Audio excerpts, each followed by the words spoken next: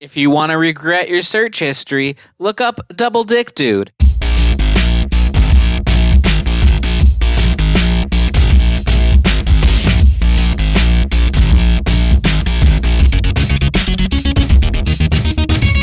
Welcome to another episode of Let's Rewatch, of course, the show where we like to watch some movies that we loved in our youth and see if they're still any good. As always, I am Nick. I'm Bret. I'm Sam. I'm Ash. Madness. And that's Bryce. And so this time around, we're going to be watching Lethal Weapon from 1987. And I want to start by saying this is not an intentional theme that we're doing. It's just purely coincidence that this is the very next movie from the very same director from our last episode. Oh, really? So this is, last time we did Goonies, directed by Richard Donner, which I think was 85. This was his very next movie, Lethal Weapon, from 1987. I cannot believe it's the same director. Yeah. It's a pretty big shift. Yeah, it's huge. It's way different. But I think that speaks to how great a director he is. You know, some directors, all of their movies feel the same. But, you know, this guy really knows how to tell a story with the appropriate tone for that story. And you got to wonder if maybe the Goonies wasn't his forte, but maybe Lethal Weapon is more his style. I don't know. All right. That might be a matter of your opinion, because if you remember, I like Goonies. Right, but also if you remember, you did point out that there was poor direction in the film sometimes as far as blocking and whatnot and characters just standing. Oh, yeah. Oh, you are, so I'm just saying, in for a treat. I absolutely love this movie. I'm not saying I don't. What I'm saying is maybe the Lethal Weapon series is more his type of film that he enjoys directing. I think his type of film is 80s cheese. Again, you're accusing it of cheesy before we've even watched This it. I'm more certain of because I've seen it more recently. Well, I want to Also hear saxophone. Nick make the argument that Lethal Weapon is 80s whimsy. This is not it's whimsy. 80s badass. Yeah, I don't. But still, I compare Lethal Weapon to Superman, two very different tones. And I think he knocks both of those out of the park. So Superman is a lethal weapon. But I would also argue that both movies are action movies and not a comedy. Yeah. So yeah, I guess my thesis statement is Richard Donner is fucking great. But we'll see if it holds up to our memories. So Richard Donner did a bunch of TV back in the 60s and 70s, some westerns, Have Gun Will Travel, Wagon Train, stuff like that. Then Twilight Zone. His first big movie was The Omen in 76, then Superman. Oh, the original Omen? Yeah. Wow. And then Superman in 78. That is a Goonies, huge then Lethal variety. Weapon. Oh, I think there's a few small things in between. That is like almost every genre except romance. That's crazy. Lethal Weapon is a romance. Oh my It's a God. bromance. Well, Negative. I think that's apt. I mean, if you think about this concept of a buddy cop film, is Lethal Weapon not the template for that? Oh, absolutely. Oh yeah, but I wouldn't call it a romance movie. If you think of a romance as a structural thing, I mean, I think that Master and Commander is absolutely a romance between the captain and the doctor. You know, maybe it's not a love story, but it's got that structure.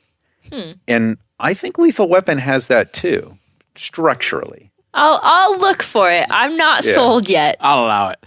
We'll see after we've watched the movie. All right. I kind of think of this movie as having three main stars: Mel Gibson, Danny Glover, and a beautiful, beautiful saxophone.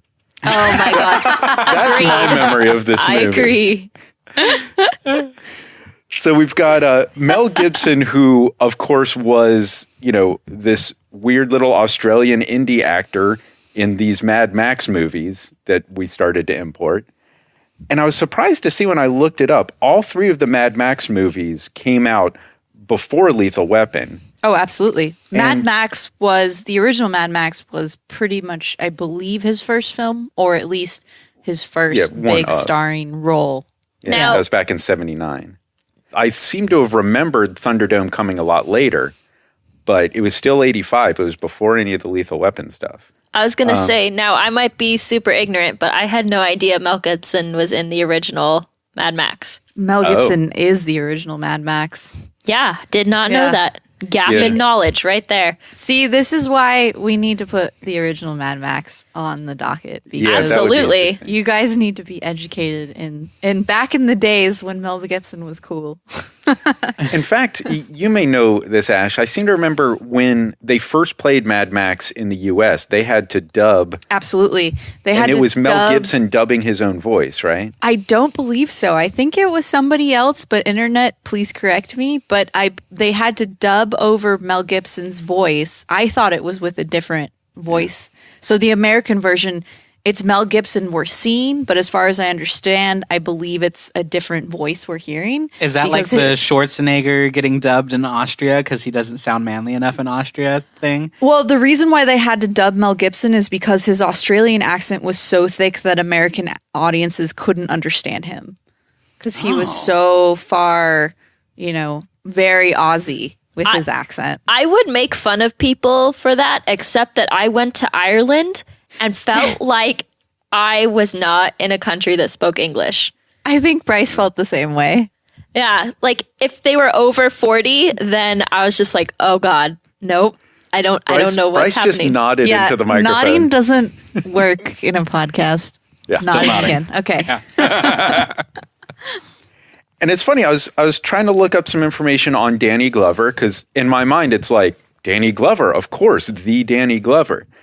But then I start looking into him, and it's like, he did not really have a ton of stuff that you remember before Lethal Weapon. Huh. There was Interesting. The Witness and The Color Purple, both in 1985. But that's about it as far as stuff you really remember. He did a lot of TV. He did a bunch of Hill Street Blues. But there wasn't anything that I felt like, oh, those are the things that I remember Danny Glover from. Yeah, I feel like he's pretty much worldwide known for, I'm getting too old for this shit. Yeah, oh yeah, he's known as Murtaugh. And maybe that's Yeah. why we know and love him. And then he got too old for acting and then like disappeared. He really got too old for that shit. Too old for all the shit. What did he do after this? Yeah, what did he do? I'd have to look that up again. He did Grand Canyon, which I know a lot of people don't remember, but I thought was fantastic. But yeah, I'm kind of drawing a blank on what else he did. But I also wanted to talk a little bit about Shane Black, the writer of this film, who I think deserves a lot of credit for how awesome this movie is. Absolutely. Shane Black, he's written all 4 of the Lethal Weapon movies, Last Boy Scout, Last Action Hero, Long Kiss Goodnight. And then he wrote and directed Kiss Kiss Bang Bang. Yeah. Wow. Which is where he became BFFs with Robert Downey Jr. So when Jon Favreau decided he wasn't going to do any more Iron Man, from what I don't know how much truth there is to it, basically Robert Downey Jr.'s deal was, you get Shane Black or I take a walk. Wow. And it turned out to be the best choice ever because Iron Man 3, fantastic. I haven't seen that one. And Shane Black is the guy who has this amazing reputation for writing these screenplays that are just kick-ass awesome. Like, you want to sit down and read the screenplay. Like, look up some Shane Black screenplays. And in fact, if you guys will allow it, I just want to read the first, half a page of the Lethal Weapon screenplay. Okay. So we can get an idea of just the badass that Shane Black is. Please do. So just from the very beginning, and I don't even know how much of this ended up in the final movie. Are you going to do voices, though? I don't even have to because it's all stage direction. Oh, wow. This is, yeah. So, all right, it begins, fade in, City of Angels. Lies spread out beneath us in all its splendor, like a bargain basement promised land. Camera soars, dips, winds its way slowly, down, down, bringing us in over the city as we spiral downward, a lush, high-rise apartment complex, the moon reflected in glass. Camera continues to move in through billowing curtains into the inner sanctum of a penthouse apartment, and here, boys and girls, is where we lose our breath, because spread-eagled on a sumptuous designer sofa lies the single most beautiful girl in the city. Blonde hair, a satin nightgown that positively glows, Sam Cooke music crooning from $500 speakers.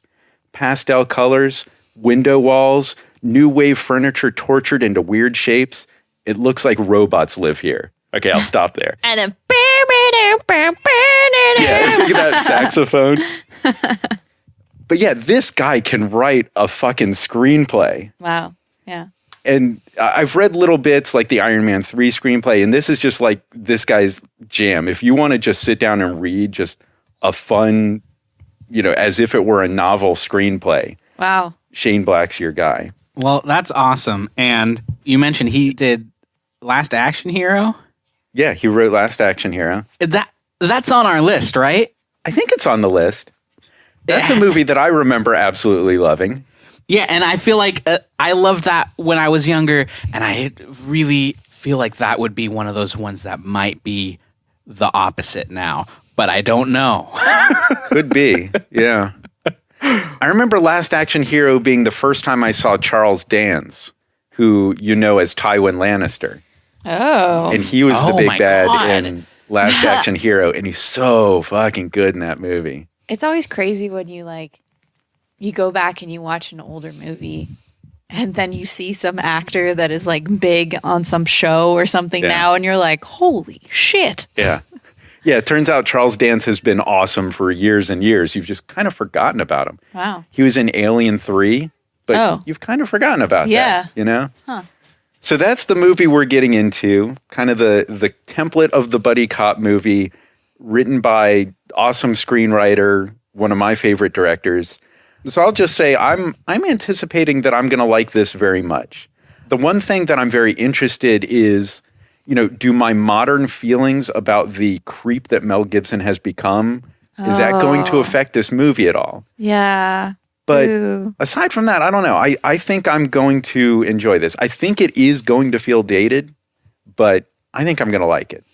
I feel like this is one of those movies that makes you realize that Mel Gibson did not become that creep, that he's just been batshit crazy his whole life. Yeah. He's definitely batshit crazy.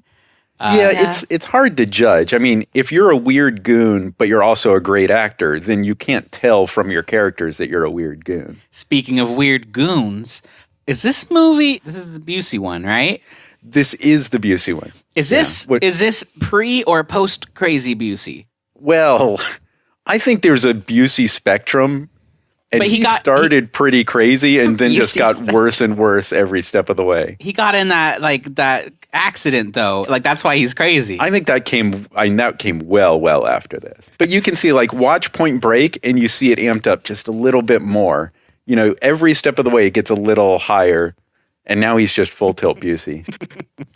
Anyway, I remember this being one of my more favorite crazy action movies, and I'm looking forward to watching it again. I hope it stands up to what I remember, because this was a rad movie when I was younger. What do you think, Sam?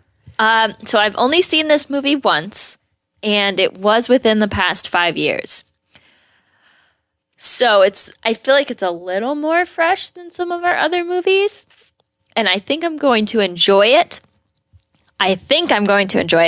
But I think the cheese is going to be really, really high.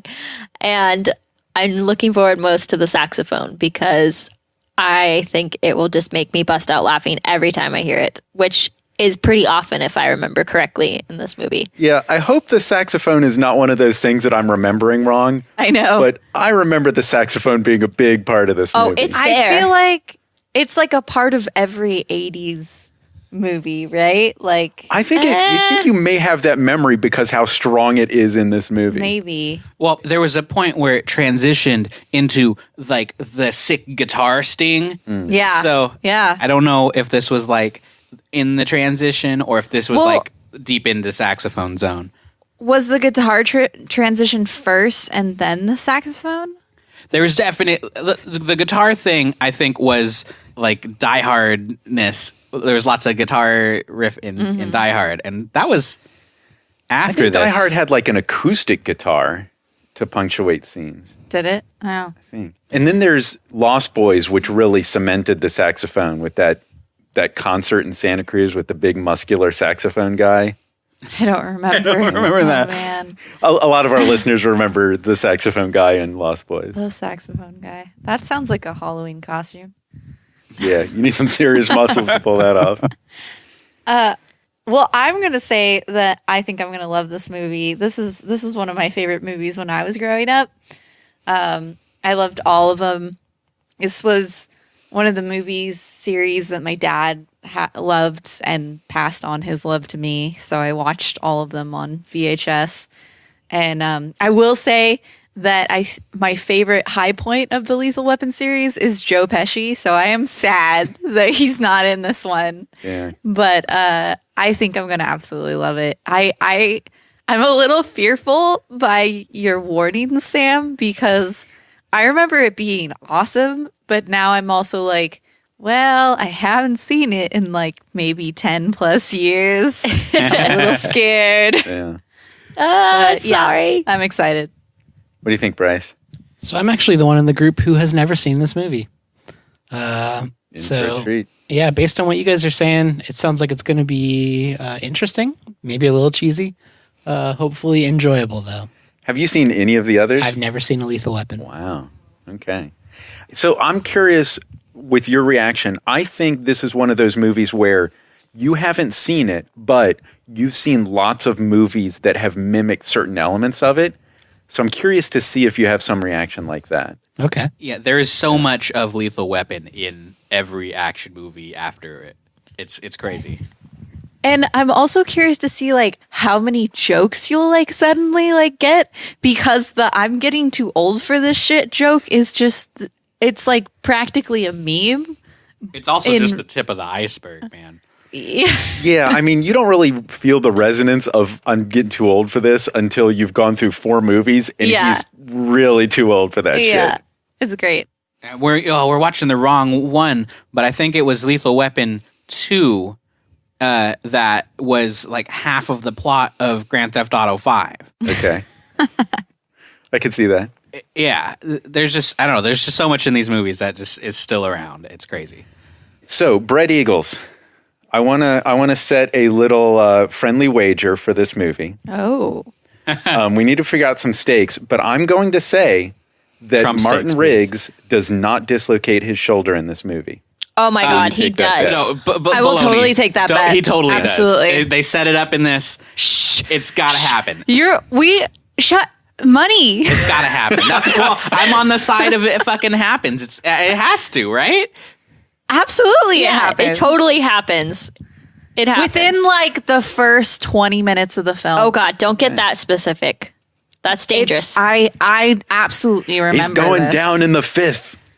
I remember it. I remember it very distinctly. Okay. I feel like it didn't come in until later in the series. Okay. No. Well, there you go. All right. Friendly wager. Friendly. I will argue right now too that like it is the defining point of his character when you're first learning about his character. Okay. And that is the thing that tells you that he's like fucking insane. And he does it, I believe, in front of Donald Glover. Are you imagining it in the shared office in the police station? No, there's like an opening sequence where they're like chasing. I could be totally wrong now that you're looking at me like that, but I believe there's like the first time they're chasing bad guys, and I remember they like crash into some store or something like that. If you know it's gonna happen, don't say it, because we were gonna make Nick eat something weird or something. Well, I could be wrong too. Nick. No, I'm still holding fast. Yeah, see, he's not wavering. I can tell on his face. All right. What are the stakes though? We have to make real stakes. Next time we gather, one of us, the loser, takes a shot at Bekarovka. No. No. No. Bekarovka. I will not drink that again. Well, Sorry. it's me and Nick bet. Okay. What? I'm not in this? Ash, He you wants can a be in it too. Bekarovka when he I'm in doesn't this. dislocate his shoulder. He does. He's super gonna do it, Nick. All right, Ash and Bret against me. All right. Bekarovka. Yeah. And- Which, and by we'll- the way, listeners, Bekarovka is a Czech alcohol that tastes like cologne. Is and that the one smells that like it? smells like peppermint? No, it smells It's like cologne. Very strongly like Old man that one. the cologne. muskiest of scent. Yeah. And those shots will be administered on our next episode. Oh, God. All right. I will have to leave the room because if I smell it, I will throw up. All right. So now let's pause the recording. We'll watch Lethal Weapon. On our end, Ash, Bryce, and myself will be watching the director's cut. Oh. Sam, Bret, I don't know if you're watching the director's cut or not. Let me tell you. This is not available on Netflix, but it is on Amazon streaming, I believe. Rentable on iTunes and Google, I believe. It is on Google Play. It doesn't say if it's the director's cut, though. So you might have like 2 additional memories that I don't get from this. Okay. So we may have some things that, are a little bit different between the two, but it can't be much. A full 20 seconds of additional footage. Yeah. A full 20 more seconds of Mel Gibson's butt. So why don't you watch some Lethal Weapon and join us back after we've seen the movie?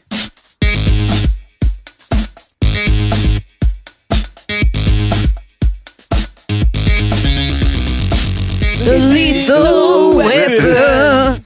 I don't know the rest of the words to Lethal Weapon.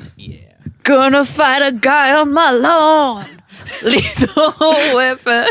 I take full responsibility. Yeah, let's jump into it. We just watched Lethal Weapon. Yeah, And you son of a bitch. what? What? Oh, what do you yeah, gotta we say, lost. Bret? Ash, you dug such a fucking I'm hole. sorry. So There- deep. I did. I'm sorry. There was no. About like halfway into the film, I was like, well, shit.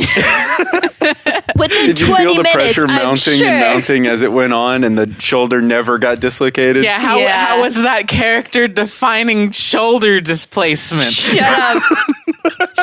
I tell you, in like another movie, it happens really soon. Oh, absolutely. I swear. It happens in Lethal Weapon 2 or 3. I think it's 3. It's IMDb trivia fact, like halfway down the page. This is the only one where it doesn't happen. Oh, that's funny. No, I did. I wish we had placed the bet on the bathtub gag, because right away I was like, does this one have the bubble bath gag? And Nick was like, what? Jesus. And then cut to bubble bath. So His creepy. family is like, let's get in your space. Yeah. Yeah. I While my noticed- dick's out. Yeah, I noticed the first 3 characters that they introduced were naked or topless, but more importantly, our 2 main characters are introduced But naked. naked. Both of them. And his entire family is there when he's just sitting there with his junk out. Yeah, it's weird. That is so weird. I just kept That's thinking, weird, right? that was less weird than bringing a cake into the bathroom. Yeah, I guess Like, so. I don't Yummy, care if you yummy. just like walk it like in and out. Like it once it's in the bathroom, it is tainted forever. Yeah, one time I tried to take a bubble bath with a glass of wine, and Bret just was like, "Oh my god, what are you doing?" I'm like, "This is perfectly acceptable." He's like, "No, get it's the food not." out of the bathroom. Stop. Stop now. That's the thing. Every time you see a young woman in a movie taking a bath, there's a glass of wine right there. Perfectly Wow, acceptable. stereotype. Well, stereotyping movies, yeah. The wine comes with the bubble bath. Yeah. Maybe I'm not watching the same movies you guys are, but I can't think of very many movies where I've seen that, to be honest. I don't know. I feel like that's there's, a trope. Besides Sex in the City. Yeah, there's a naked lady in a bubble bath in like every film. What are you talking about? Right, but the wine glass. I just Wait a second. Did I just agree to something that I shouldn't have? I just watched Pretty Woman, but I can't remember if that happens in it. No, she has the stereo. Right? Oh. The headphones. I don't think she has the wine glass. I think in the movie Arthur, he's drinking in the bubble bath, but that's a guy. Anyway, I just like congratulations, Nick. You won that Thank you. fucking bet. You won. You monster. I guess Bret and I will be subjected to the evils of Bekarovka again. Oh my god. Yeah, a few more episodes of this podcast, we might kill that bottle. Oh no. I don't know. See, right after we finished the intro, I was thinking, wow, I'm the guy who always remembers shit wrong in movies. Yeah. Nick was like worried, I was a little legitimately concerned. worried. Yeah, well now we know it's your music guesses are as bad as Ash's certainty that shit happens. Hey, you were certain too. You were so certain. Well, I think my music guess was pretty right in this case. Although I forgot about Michael Kamen and Eric Clapton, but the saxophone was definitely up front. Yeah. There was also the guitar licks. Yes, almost equally so. I want to set up a thesis statement that I think we might all share. I think this movie was awesome. It had a ton of great scenes, but it had a lot of shit that we're going to complain about that was just completely crazy. Nuts. And I want to start with the idea that if a police officer shoots somebody, they are automatically on administrative leave pending review of that shooting. Yes. So Martin Riggs would have been out of this movie 5 minutes into the movie if these were real cops. Also, like, he pulls the badge on those guys at the beginning, and he's like, yeah, I'm a cop. And then there's silence, and they're looking at him, expecting the rest of the cops to bust in with guns. And I'm expecting it because that's what should have fucking happened. And then he's like, he gets into this fucking hostage situation because his team sucks. No cops did their jobs in this movie. Or I like how they constantly just conveniently show up every time something happens. Let's go question this hooker. House explodes. Let's go question this guy. Oh, it just happens to be the same time they sent the helicopter out to shoot him. Well, I'm also kind of bugged by the fact that they just keep rolling up on crime scenes and they're instantly in charge of everything. Like, there's a guy who's threatening to jump. Riggs, homicide. Yeah. I'm in charge of this because I have anything to do with this scenario. Yeah. That was so weird, and it made zero sense. I think that one specifically was more of a, if you act like you're supposed to be there, no one's going to question it sort of situation. Like, walks up on the roof, I'm homicide, and the guy's like, all right. And like, I remember when I first saw that movie, my brain skipped a groove because they jump off of the building and then they land in the airbag, which my mind registered as the stunt airbag there on the movie set. And I'm like, shouldn't they have cut around that airbag? Like, that airbag didn't make any sense. The guy up there didn't know they were inflating the airbag. The audience wasn't clued into the fact that there was an airbag. It was a cool switch. Yeah. Yeah, it's a switch of your expectation.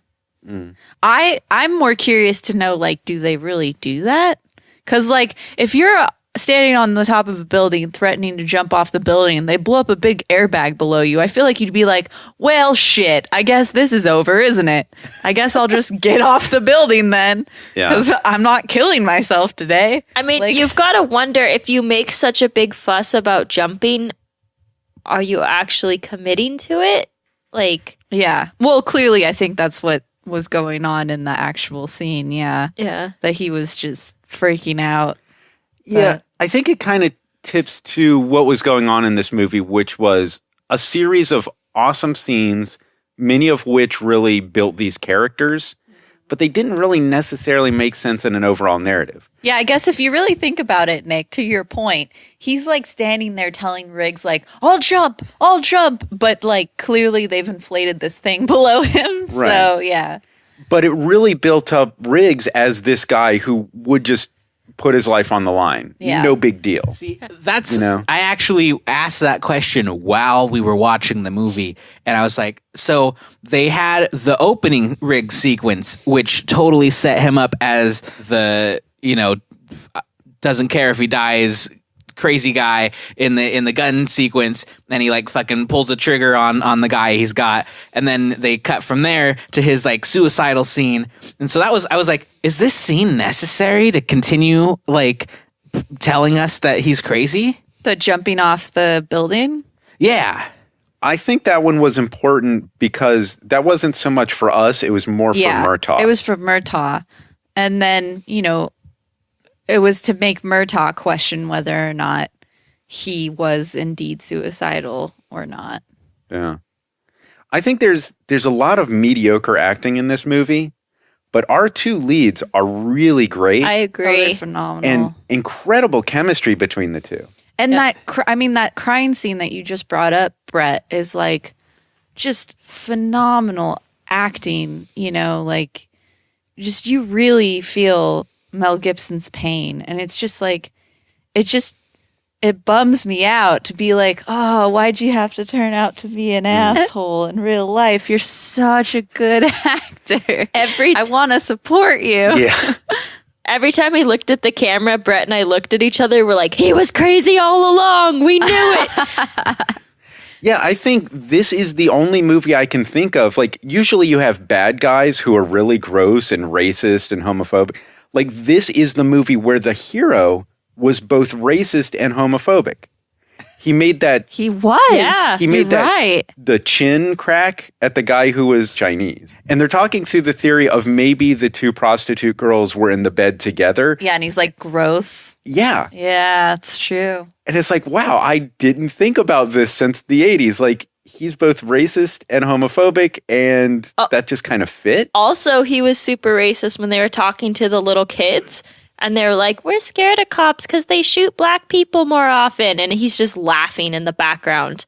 And I'm like, that's not funny, dude. Yeah, it's extra not funny in today's context. Yeah. Where the police kind of do just shoot black people, right? The kid said that, and Nick's like, well. Well, kind of. I know. We were watching that, and there's that scene near the end where Danny Glover has that cop run up on him. And he's like, freeze.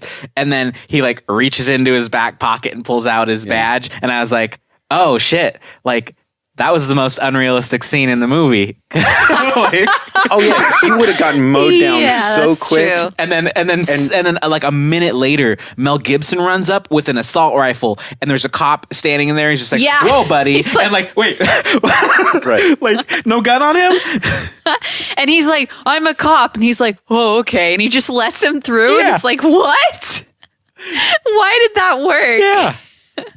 Yeah, this Amazing. movie definitely glorifies the whole, like, I'm a tough cop attitude. Like, I don't have to listen to the law. I'm above the law. Oh yeah, far, far above the law. Yeah. Yeah. And if I mean, can you imagine the newspaper headline the day after a cop beats a suspect under the eye of 20 other cops? Yeah. What about in the first scene when he's doing the drug bust and he says, I should read you your rights, but I don't want to. Or like, Yeah. oh my God. The final fight scene, just think about it though. It was a straight up beat down of a suspect in front of 20 other cops and no other witnesses. The headlines dark. are suspect detained. Oh yeah, that would never get out. Yeah. That's dark. So, did you notice in the background while they're walking around at the movie theater, you know what's Yes. playing? Lost Boys. Yes. Lost Boys. How crazy is that? I freaked out. I just started Yeah, screaming Lost Boys until Bret saw it. It's the nexus of saxophone music. I think the saxophone music was just, it was a bit much. But and yes, all of this shit is so like we're watching the last scene where he's like beating the shit out of him on the lawn, and Nick's just like, oh, you lost me here. And I'm like, really? Because the scene is just so fucking awesome. And he's like, you're right, it's pretty awesome. And it's like, even though it's like all unbelievable at some points, like it's still, the whole time you're watching it, you're like, this is so badass. They had the That's intense the- music going, and it was like, this has to be the lowest stakes final fight of any action movie I've ever seen. But you still Yeah. love it, right? it They, was they had him amazing. in custody. They could have put cuffs on, but they're like, you want to have a fist fight? Yeah. This ends with So with great. Busey getting arrested or killed, but like, let's duke it out. You know where this ended Yeah. in reality?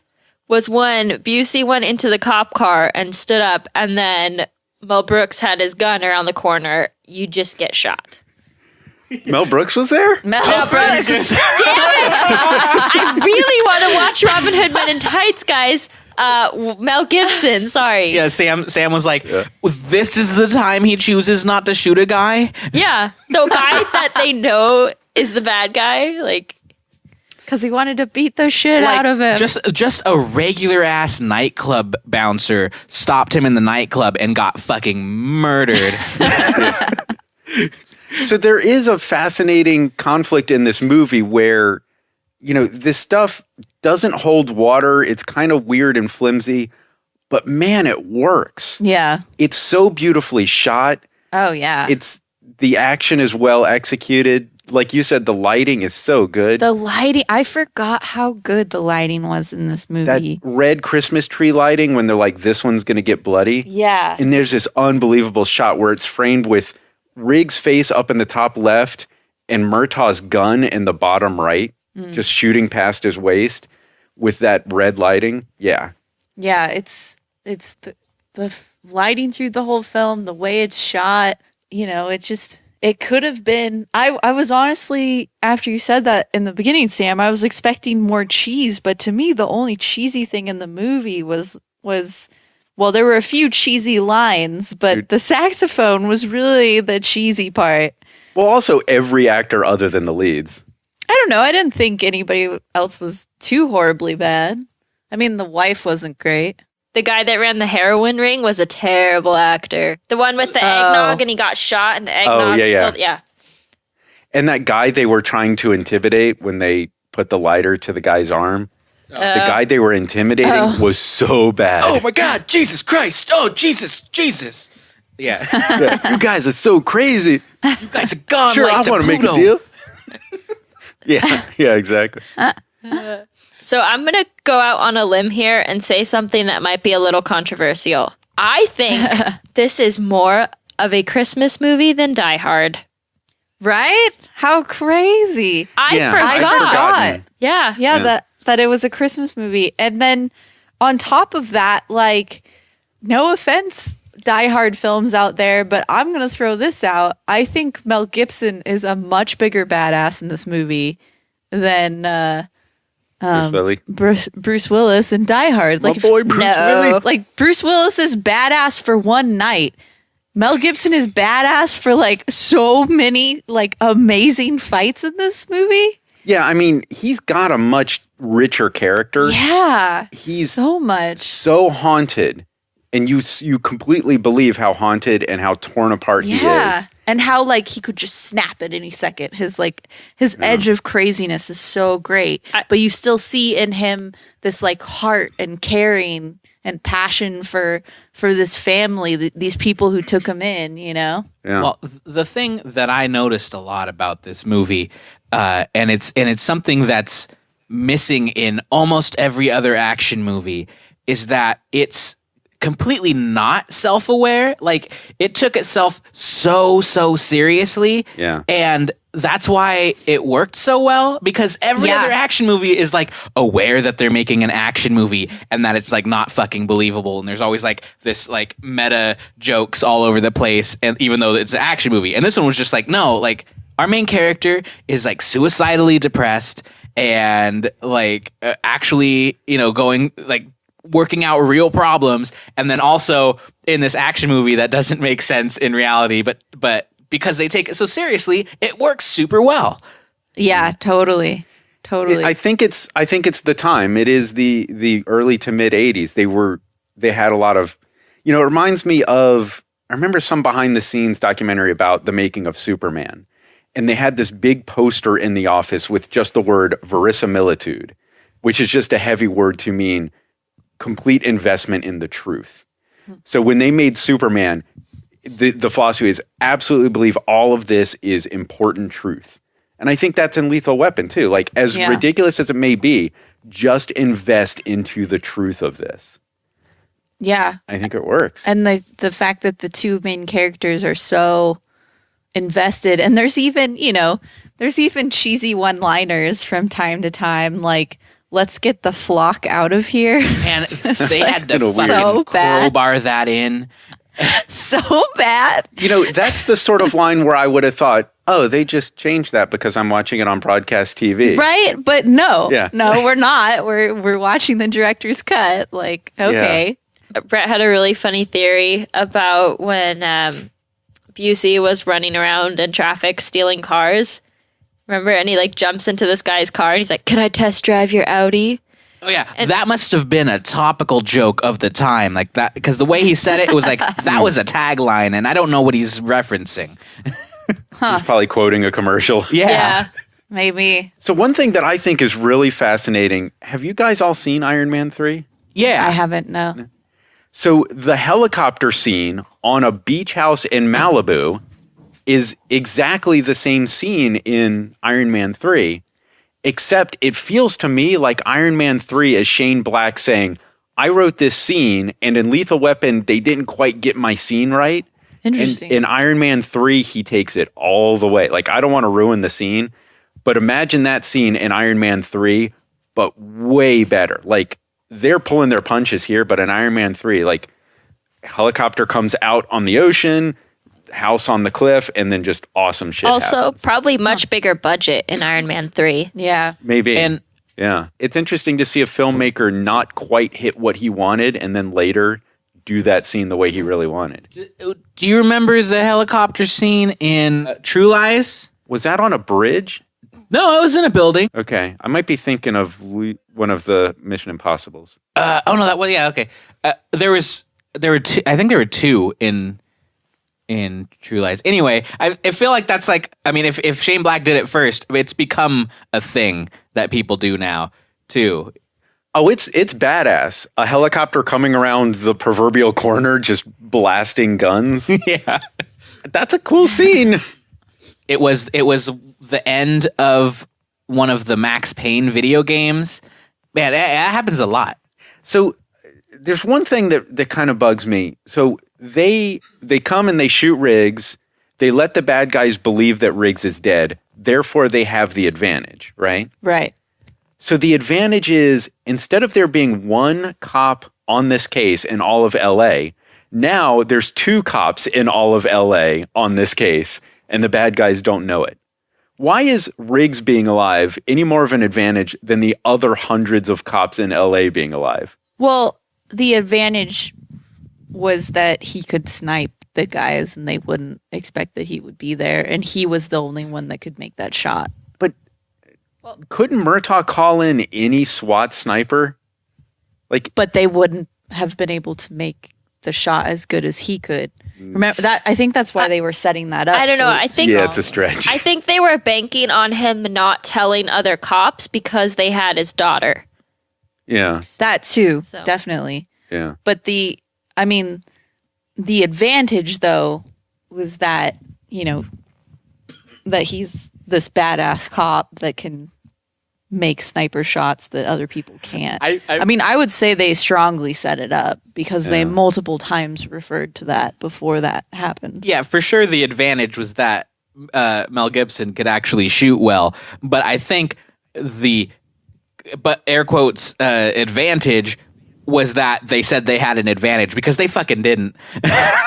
I know. That's true. They're like, whole thing they fell think apart. I'm dead now. That means we win. And it's like, I think it's more so that he's less likely to be shot at again, Like making them think that he's dead. That's true. Makes him safer because he's not a target anymore. Totally. Yeah. And I mean, that also to your point too, Bret, it's kind of refreshing that they're like, we have the advantage, but then they didn't, in other movies that would have played out differently.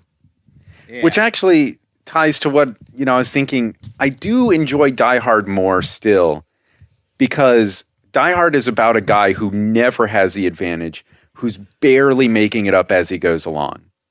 Where Lethal Weapon is about this guy who's like a complete badass the whole time. But I guess I just really like Riggs's character so much more than John McClane. That I do agree with. Yeah. And I want to see him beat the shit out of this guy at the end. I don't necessarily want to see John McClane kill Alan Rickman. and I It's think because it's Alan Rickman. I know. Yeah. I do want to see Alan Rickman more than Gary Busey. Yes. I'll agree with you there. Yeah, I think the Die Hard versus Lethal Weapon thing is definitely like that. I mean, that's actually what I was comparing it to, was that Die Hard was definitely like aware of what movie they were making. Yeah, it's almost a little like wink, wink, nudge, nudge, nudge. Yeah. As opposed to this felt more real and gritty and dirty and Like down to earth. yippee yippee ki motherfuckers! I'm gonna kick a bomb down an elevator and hope it explodes on the right floor. Like,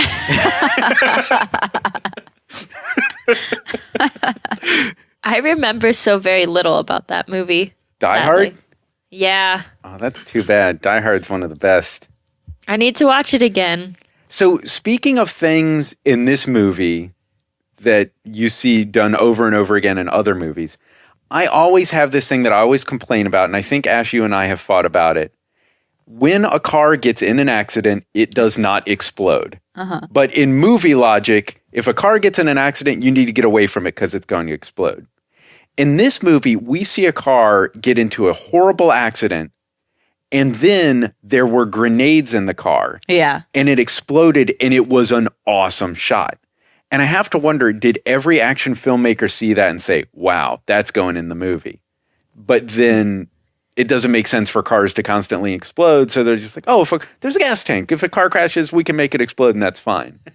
Was this the first time I just we want to saw- say, I work on a car show, reality TV car show, and the gas tank on one of the motorcycles that he worked on caught fire. So I'm sorry, but like, it can happen.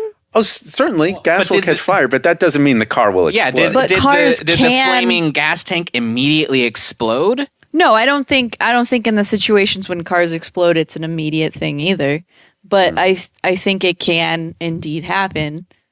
I saw once, I was in Key West, and it was so hot outside that the gas tank of a car just ignited. Oh shit! What? And yeah, it was nuts. And the car was just sitting there on the street, just burning. Wow. And it was fine. You could walk right next to it.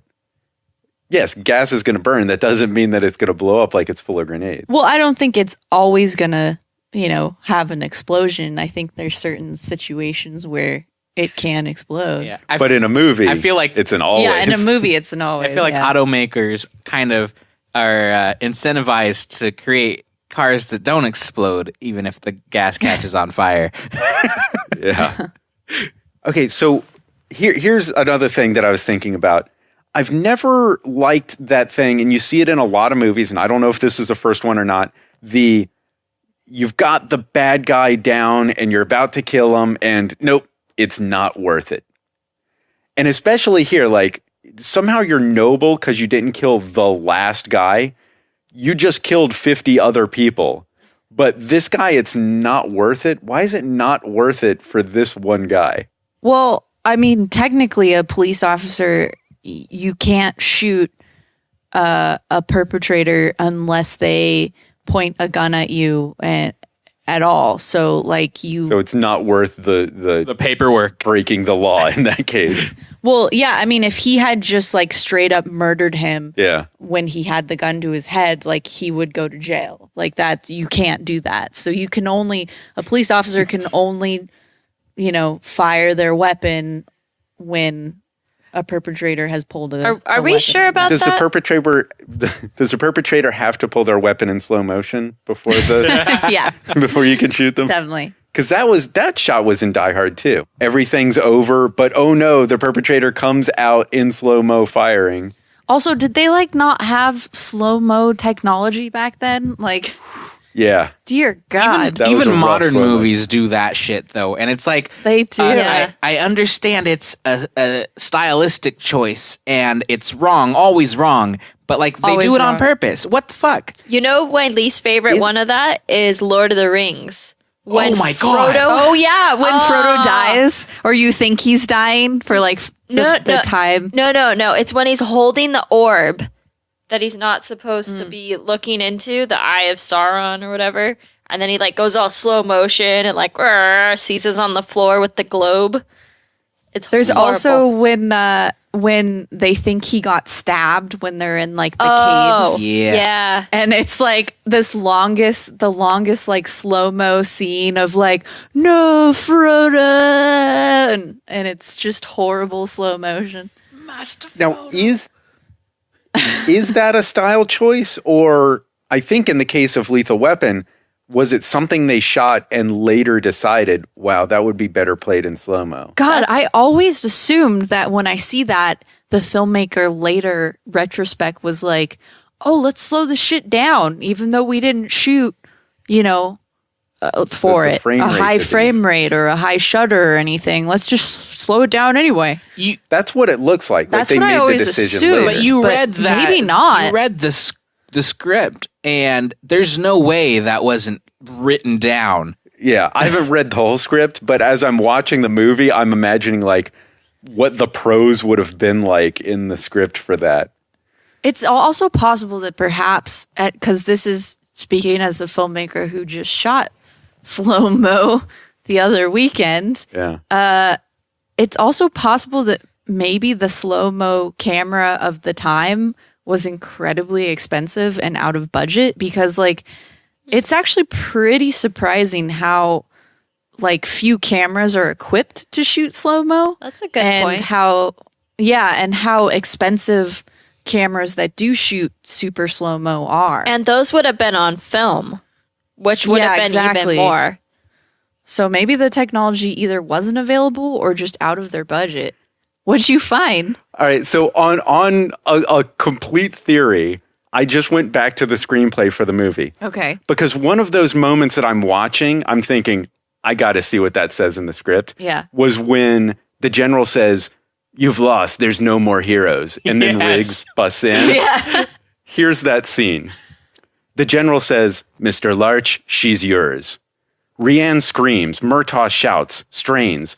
The chair thumps up and down, creating an insane staccato rhythm. The general laughs. Rianne shrieks. Harrowing. Terrible. A scene out of hell. And then the devil comes in and kicks the door off its hinges.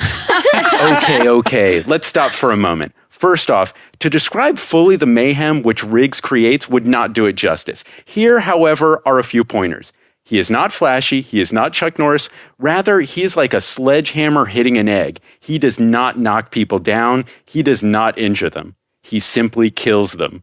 Oh my God, And that's so It great. goes on and on from there. I'm not going to keep going, but Wow. I am amazed. it's a fucking screenplay. I'm amazed that the screenplay has exactly the same tone as the movie, and it didn't waver at all. Yeah. It just Yeah. translated one to one. I'm amazed you could write a screenplay like that. Yeah, I'm going to sit Like, down and read this whoa. whole screenplay. And listeners, I just found this with a quick Google search. Like, kick back and That read this is screenplay. It's amazing. awesome. I would go to the end. I want to know what it says. The very, very end of the movie. Yeah, with the slow motion. the kick-ass fight. He launches himself at Joshua. Joshua strikes, scores a minor point, breaking Riggs' collarbone. Except Riggs doesn't care. No sorry, Bob, because he just hit pay dirt. Joshua's knee, boot strikes, bam, shearing the knee, maybe bursting the cap. Joshua shrieks, but then again, so would you. And he promptly jackknives his fist right into Riggs' broken arm 3 times. Riggs bellows, refuses to quit. Slams his head into Joshua's busted nose. Pop. Does it again. Joshua hammering on the broken arm. Pow. Scream. Pow. Scream. Until, son of a bitch, the pain is simply too intense. Nothing human can withstand it. They fall away, staggering, wrenching to a shaky halt, facing one another. Standoff. Exhausted. Limping. Hardly able to speak. This is like Police beat cars poetry. pulling up now, cops stumbling out, guns Yeah. clearing, their holsters as Murtaugh waves frantically, screams, "No guns, let it go, God damn it, let it go." I want to keep going, but It's I'm so just we got good. so much time here. I'll just start it off with like, I've loved this film and I still love this film.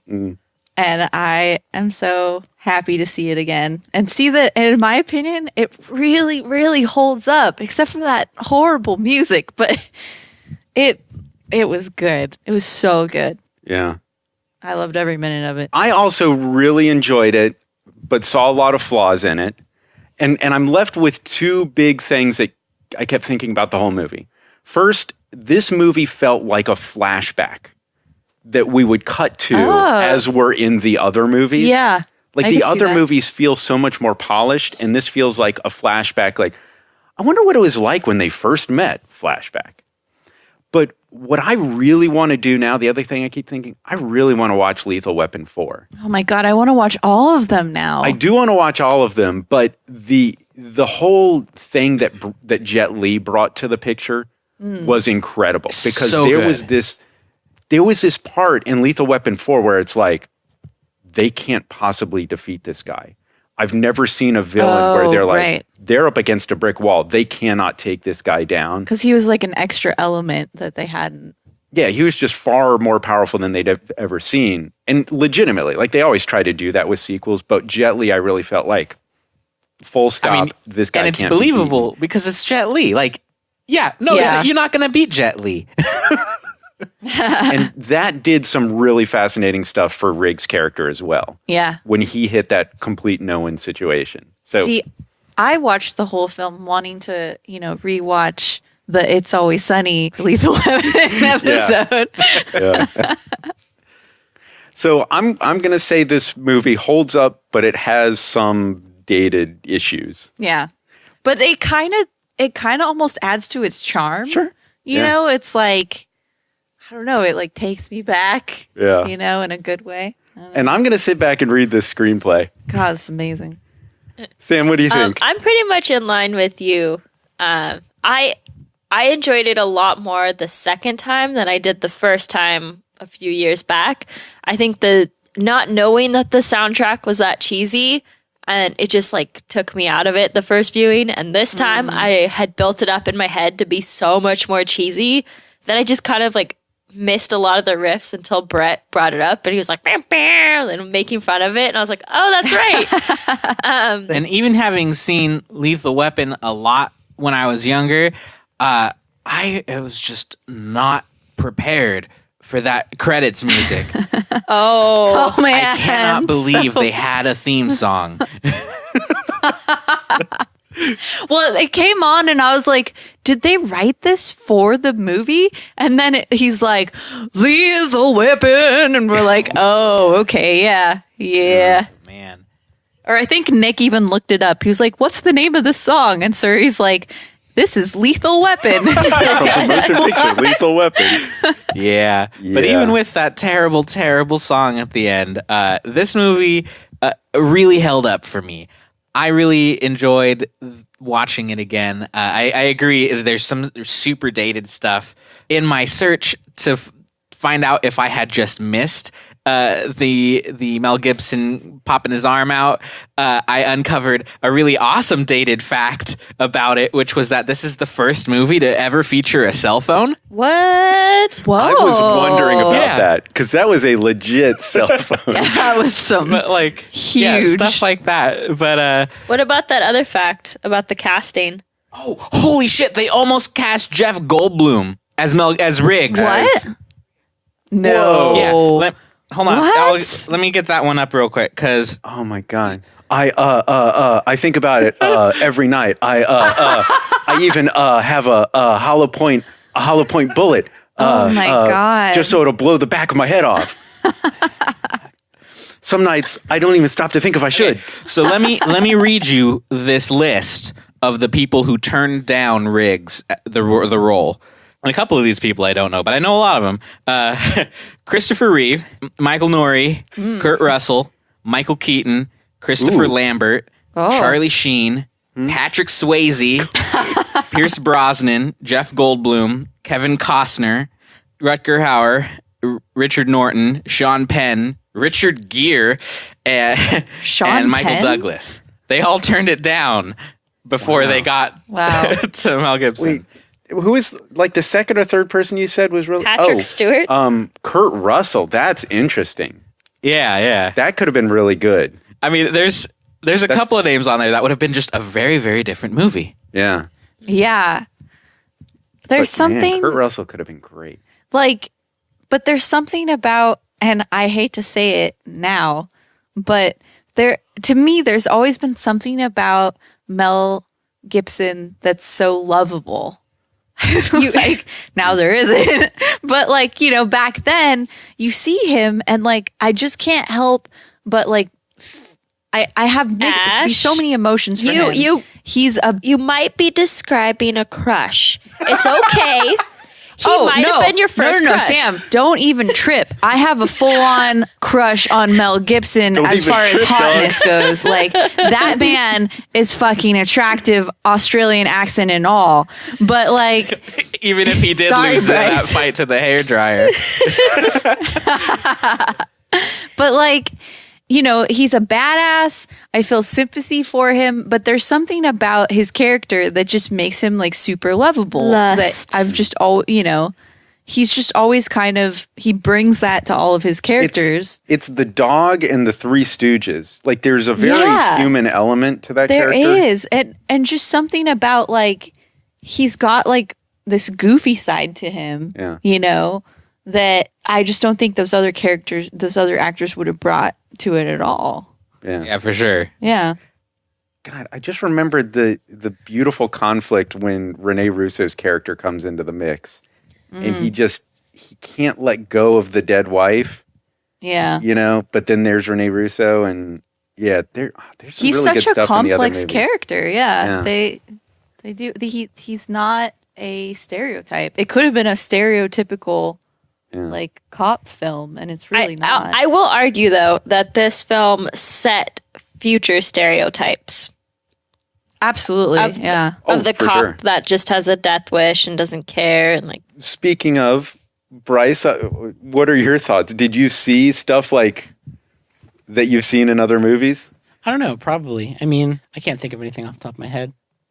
It definitely had that 80s cheese, but it was definitely pretty enjoyable. I'll take it. Did you like the film, Bryce? It was definitely pretty enjoyable. So overall, I think it was a pretty successful viewing. Like, I think we had a good time with that. Yeah, absolutely. Yeah. I definitely did. So yeah, I guess that's it. If you enjoyed the episode, this is part of the Laugh Stash TV content network. We've got a YouTube channel. There's lots of cool video game parodies and a drinking show and a cooking show. We've got this podcast.